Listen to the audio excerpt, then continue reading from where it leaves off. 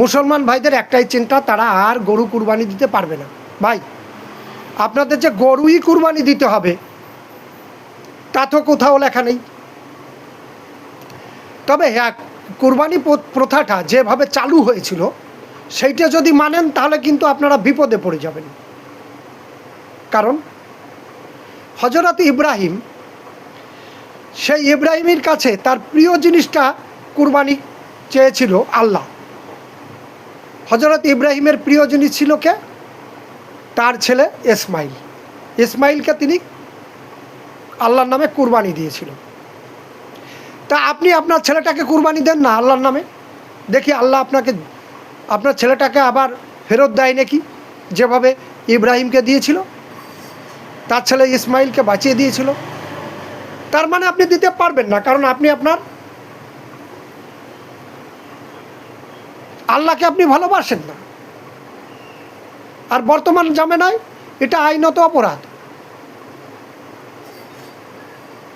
সম্ভব নয়। তা আপনারা যে কোনো একটা পশু কিন্তু কোরআনে বলেছে কোরবানি দিতে পারেন। কোরআন শরীফটা ভালোভাবে পড়তে হবে।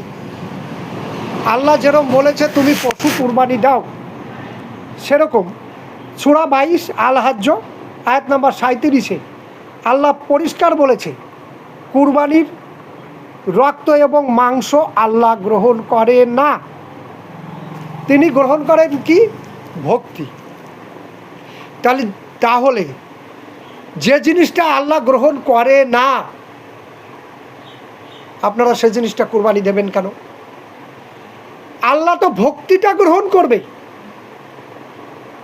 তাহলে আপনি আল্লাহকে ভক্তি করুন।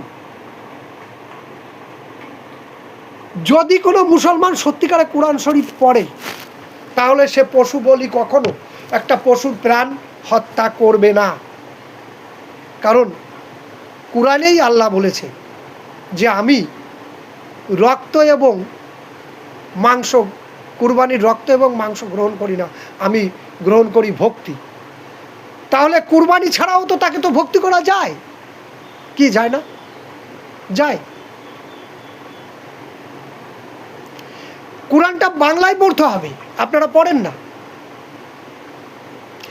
দেখেন সূরা 39 আয়াত নাম্বার 55, সেখানে বলেছে যে কোরআনে ভালো যে জিনিসটা নাজিল হয়েছে সেই জিনিসটা তোমরা সময় থাকতে গ্রহণ করো।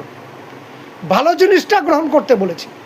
এখন আপনি যদি মনে করেন কোরআনের সব ভালো, তাহলে বিধর্মীকে হত্যা করো, হত্যার বদলা হত্যা, অর্থাৎ খুনের বদলা খুন, এইগুলো আপনি পালবেন।